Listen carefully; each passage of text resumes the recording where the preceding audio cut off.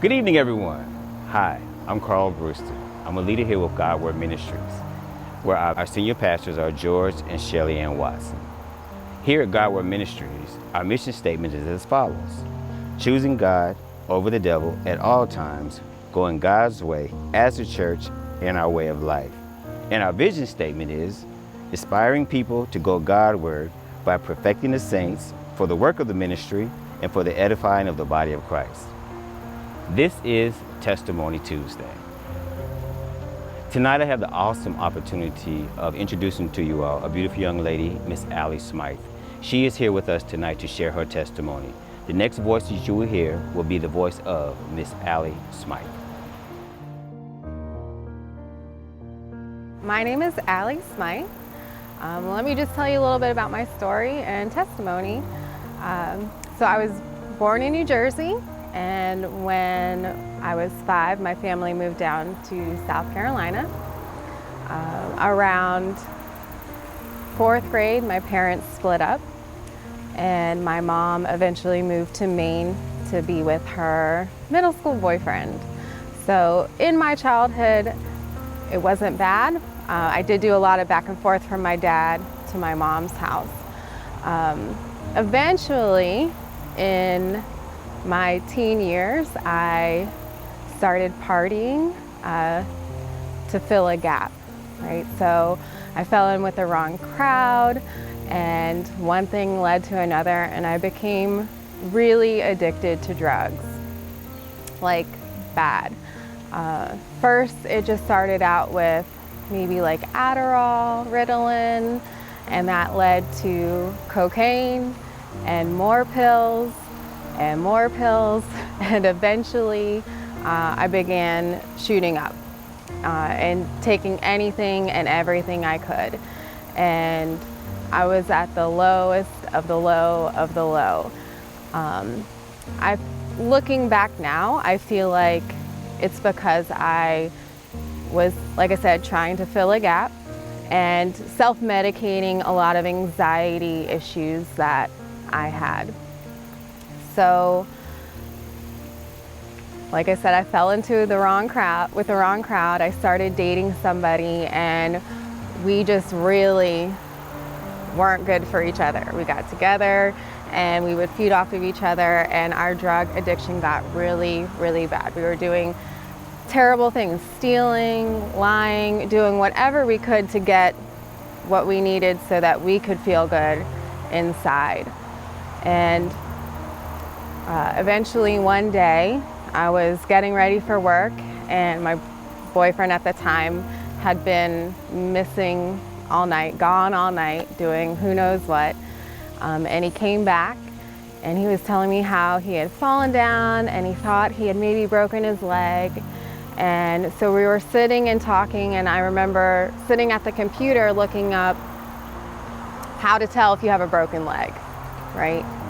So while we were talking, he made this weird noise, and I looked back and he was having a seizure, overdosing, because he had been doing uppers and downers in the same shot all night long, hadn't slept for 3 days. So he's overdosing, having seizures, and I run over and I grab him, and he's like shaking and sweating, and I'm crying. I'm like, oh, please don't die.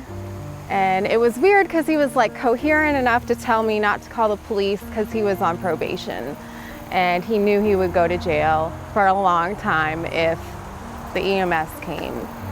And I didn't know what to do, and so I just grabbed him, and there's this other person there. I grabbed her, and I was like, God, if you freaking help me right freaking now, I swear I'll turn my life around. And I'm sorry I'm cussing, but I don't know what else to do. Help me, please. God, I promise I will do whatever I need to do. Amen. And he instantly stopped having a seizure and like passed out. The girl that was with us looked at me and was like, well, I guess you're going to rehab this weekend. And so that was just the start of a really long, traumatic day. But the next day, because I did make that promise, I called my mom, who actually at the time was working at a rehab center, and told her I was coming to see her this weekend and that I needed help. So that was my first step to getting clean at the time. And I mean, at that point, it had been probably 10 years of doing drugs every single day, all day, just not to feel sick or that pain and anxiety I had on the inside. Again, I was searching for something worldly to fill that gap. So that Friday night, I got in my car to drive down to Vermont to go to rehab, and I decided, well, I'm gonna get clean, so I might as well do everything I can. So on my drive down, I was taking everything I had. I was actually like shooting up driving down the road, which is incredibly stupid and dangerous. Probably worse than texting and driving. So it was a long drive. There's dark, windy roads, and halfway there I start nodding out and waking up, and just in time to get off, like stop myself from going off the road.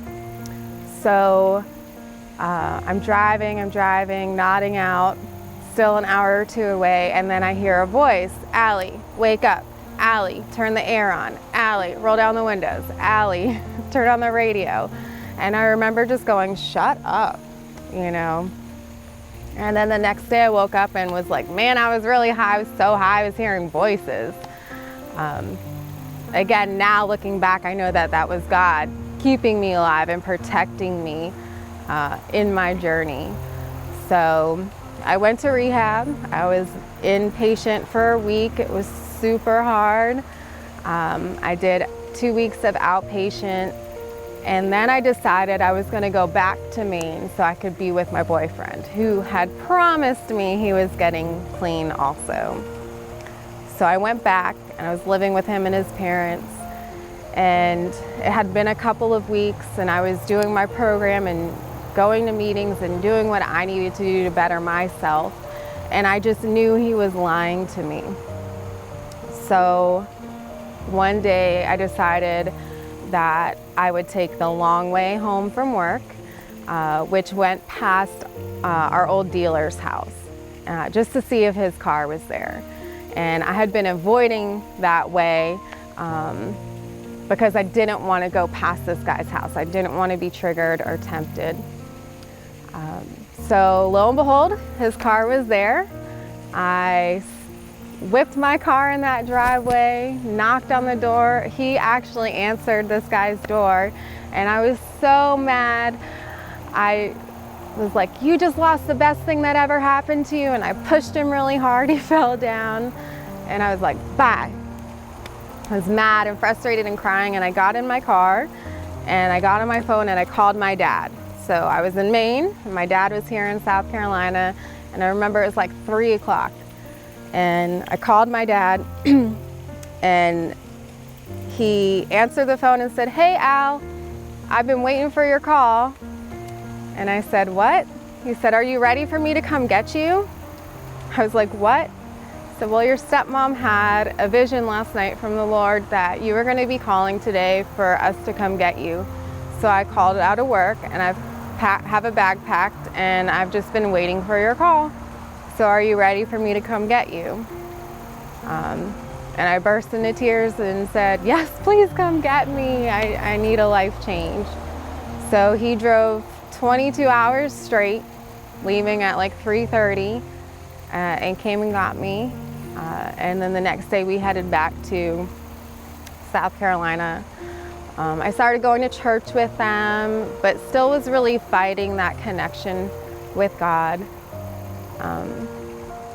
Eventually, my ex came back into the picture. There was a lot of back and forth, and I ended up relapsing and getting clean again through detox, and that was just another hard time. Relapsed again, ended up getting clean again.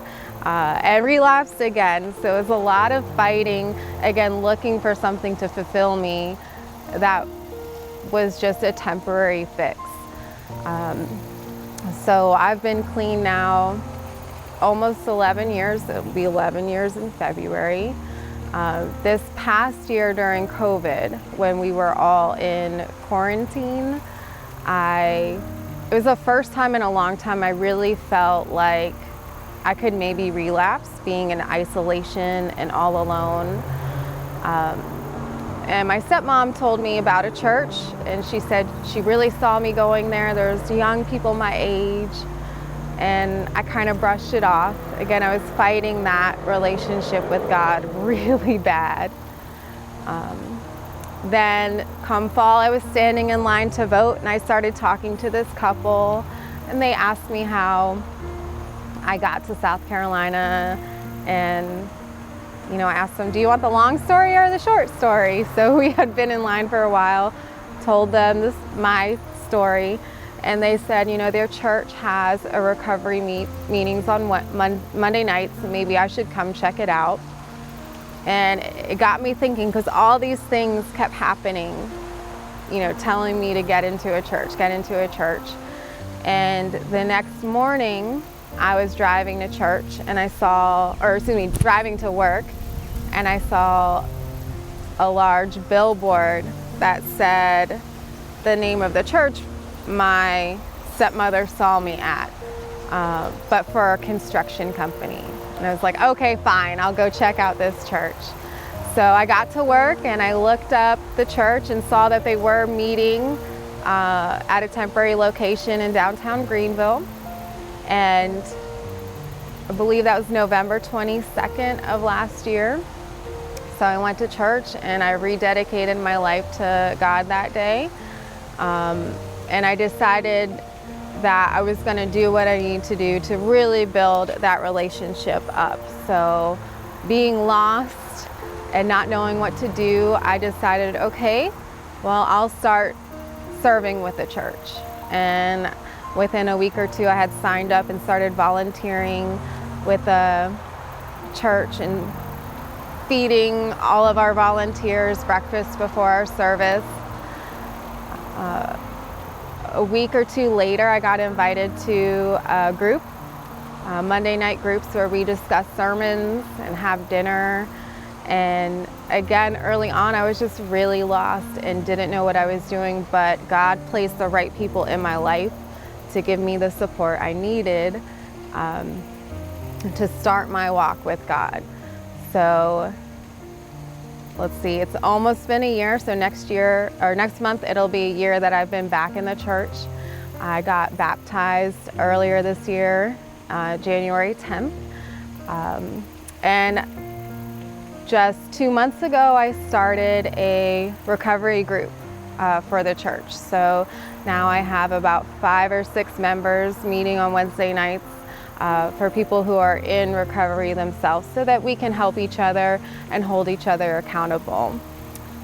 So I've really been growing with the church, and again, looking back at everything that I've been through, I can see that God was with me the whole time and protecting me and chasing after that relationship with me. And when I really first realized that, I just cried for days and days because I didn't feel worthy. Like, why would he do all of this for me, right?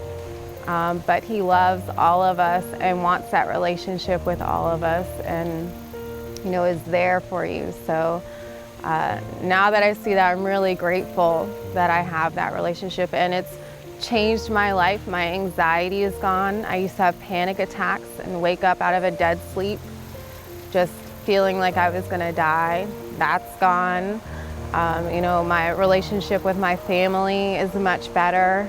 I had really burned a lot of bridges in my addiction, and so over the past year, in this short amount of time, my entire life has changed since,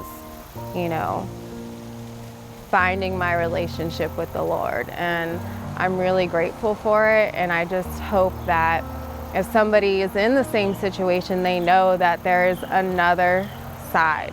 There's a way out.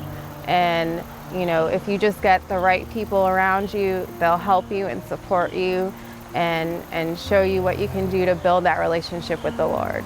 Wow. What an awesome testimony. First, I would like to thank Miss Allie Smythe for her testimony. It was an amazing testimony that I so can relate to from my testimony and my battle with drugs. But we all know that God don't make no mistakes and God is faithful. He will stay with us as long as we keep reaching for Him. So continue to reach for Him.